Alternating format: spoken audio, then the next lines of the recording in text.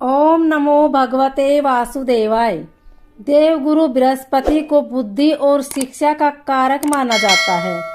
गुरुवार को बृहस्पति देव की पूजा करने से धन, विद्या, मान सम्मान, प्रतिष्ठा और कई अन्य मनवांछित फल की प्राप्ति होती है। धार्मिक ग्रंथों के अनुसार गुरुवार को भगवान विष्णु की पूजा का विधान है। गुरुवार के दिन व्रत और कथा सुनने से घर परिवार में सुख समृद्धि बनी रहती है। आइए जानते हैं गुरुवार व्रत कथा के बारे में। इससे पहले आप हमारे चैनल को सब्सक्राइब करें, बेल आइकन को प्रेस करें ताकि हमारी वीडियो की नोटिफिकेशन सबसे पहले आप तक पहुंचे। वीडियो को लाइक और शेयर जरूर करें। प्राचीन काल की बात है, किसी राज्य में एक बड़ा प्रतापी और दानी राजा राज्य करता था। वह हर गुरुवार को व्रत रखकर दीन दुखियों की मदद करके पुण्य करता था, परंतु ये बात उसकी रानी को अच्छी नहीं लगती थी। वह न तो व्रत करती थी और न ही दान पुण्य में विश्वास रखती थी। इतना ही नहीं, वह राजा को भी ऐसा करने से मना करती थी। एक समय की बात है, राजा शिकार खेलने के लिए वन गए, पर घर पर रानी और दासी थी। उसी समय गुरु बृहस्पति देव साधु का रूप धारण कर राजा के दरवाजे पर भिक्षा मांगने आए। साधु ने जब रानी से भिक्षा मांगी तो वह कहने लगी, हे साधु महाराज, मैं इस दान और पुण्य से तंग आ गई हूँ। आप कोई ऐसा उपाय बताइए जिससे कि सारा धन नष्ट हो जाए और मैं आराम से रह सकूं। इतना सुनकर बृहस्पति देव ने कहा, हे देवी, तुम बड़ी विचित्र हो। संतान और धन से कोई दुखी होता है? अगर अधिक धन है तो इसे शुभ कार्य में लगाओ। कुंवारी कन्याओं का विवाह कराओ, विद्यालय और बाग बगीचे का निर्माण कराओ, जिससे तुम्हारे दोनों लोग सुधरे। परंतु साधु की इन बातों से रानी को खुशी नहीं हुई। उसने कहा कि मुझे ऐसे धन की आवश्यकता नहीं है जिसे मैं दान दूं और जिसे संभालने में मेरा सारा समय नष्ट हो जाए। तब साधु ने कहा, अगर तुम्हारी ऐसी इच्छा है तो मैं जैसा तुम्हें बताता हूँ तुम वैसा ही करना।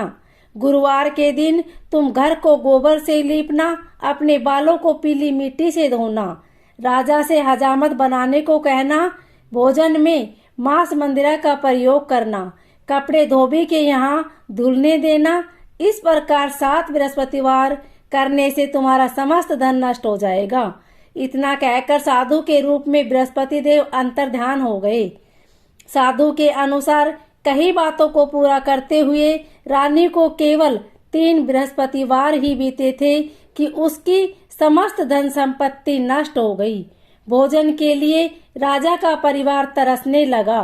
तब एक दिन राजा ने रानी से बोला कि हे रानी, तुम यहीं रहो, मैं दूसरे देश को जाता हूँ, क्योंकि यहाँ पर सभी लोग मुझे जानते हैं, इसलिए मैं कोई छोटा कार्य नहीं कर सकता। ऐसा कहकर राजा दूसरे देश चला गया। वहाँ वह जंगल में लकड़ी काट कर लाता और शहर। इस तरह वह अपना जीवन व्यतीत करने लगा। इधर राजा के परदेश जाते ही रानी और दासी दुखी रहने लगी।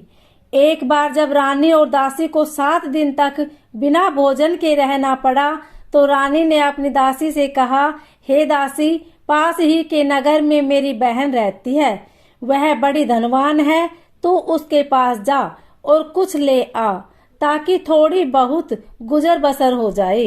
दासी रानी की बहन के पास गई। उस दिन गुरुवार था और रानी की बहन उस समय बृहस्पतिवार व्रत की कथा सुन रही थी। दासी ने रानी की बहन को अपनी रानी का आदेश दिया, लेकिन रानी की बड़ी बहन ने कोई उत्तर नहीं दिया।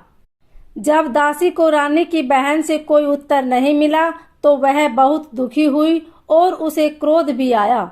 दासी ने वापस जाकर रानी को सारी बात बता दी। ये सुनकर रानी ने अपने भाग्य को कोसा।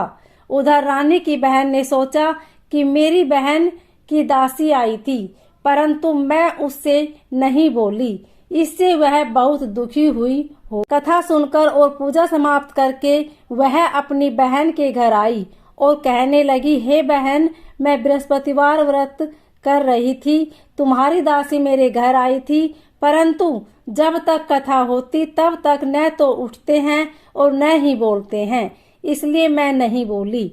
बताओ दासी क्यों आई थी? रानी बोली, बहन तुमसे क्या छिपाऊं, हमारे घर में खाने तक को अनाज नहीं है। ऐसा कहते कहते रानी की आंखें भर आई। उसने दासी समेत पिछले 7 दिनों से भूखे रहने की पूरी बात अपनी बहन को बता दी। रानी की बहन बोली, देखो बहन, भगवान बृहस्पति देव सबकी मनोकामना को पूर्ण करते हैं। देखो शायद तुम्हारे घर में अनाज रखा हो। पहले तो रानी को विश्वास नहीं हुआ, पर वह बहन के आग्रह करने पर उसने अपनी दासी को अंदर भेजा तो उसे सचमुच अनाज से भरा एक घड़ा मिल गया। ये देखकर रानी को बहुत हैरानी हुई, परंतु दासी रानी से कहने लगी, हे रानी, जब हमको भोजन नहीं मिलता तो हम व्रत ही तो करते हैं, इसलिए क्यों न इनसे व्रत और कथा की विधि पूछ ली जाए ताकि हम भी व्रत कर सके। तब रानी ने अपनी बहन से बृहस्पतिवार व्रत के बारे में पूछा। उसकी बहन ने बताया, बृहस्पतिवार के व्रत में चने की दाल और मुनक्का अर्पित करें तथा दीपक जलाएं, व्रत कथा सुने और पीला भोजन ही करें। इससे बृहस्पति देव और भगवान विष्णु प्रसन्न होते हैं। व्रत और पूजा की विधि बताकर रानी की बहन अपने घर को लौट गई। 7 दिन के बाद जब गुरुवार आया तो रानी और दासी ने व्रत रखा। वह गुड़साल में जाकर चना और गुड़ लेकर आई, फिर केले की जड़ तथा विष्णु भगवान की पूजा की। अब पीला भोजन की चिंता को लेकर दोनों बहुत दुखी हुई, क्योंकि उन्होंने व्रत रखा था, इसलिए बृहस्पति देव उनसे प्रसन्न थे। वह एक साधारण व्यक्ति का रूप धारण कर 2 थालों में पीला भोजन लेकर दासी को दे गए। भोजन पाकर दासी प्रसन्न हुई और फिर रानी के साथ मिलकर भोजन ग्रहण किया। उसके बाद वह सभी गुरुवार को व्रत और पूजा करने लगी। बृहस्पति देव की कृपा से उनके पास फिर से धन संपत्ति आ गई, परंतु रानी फिर से पहले की तरह आलस्य करने लगी। तब दासी बोली, देखो रानी, तुम पहले भी इस प्रकार आलस्य करती थी, तुम्हें धन रखने में कष्ट होता था, इस कारण सभी धन नष्ट हो गया, और अब जब देव बृहस्पति की कृपा से धन मिला तो तुम्हें फिर से आलस्य होने लगा है। रानी को समझाते हुए दासी कहती है कि बड़ी मुसीबतों के बाद हमने ये धन पाया है, इसलिए हमें दान पुण्य करना चाहिए, भूखों को भोजन कराना चाहिए और धन को शुभ कार्य में खर्च करना चाहिए। इससे तुम्हारे कुल का यश बढ़ेगा, स्वर्ग की प्राप्ति होगी और पितृ प्रसन्न होंगे।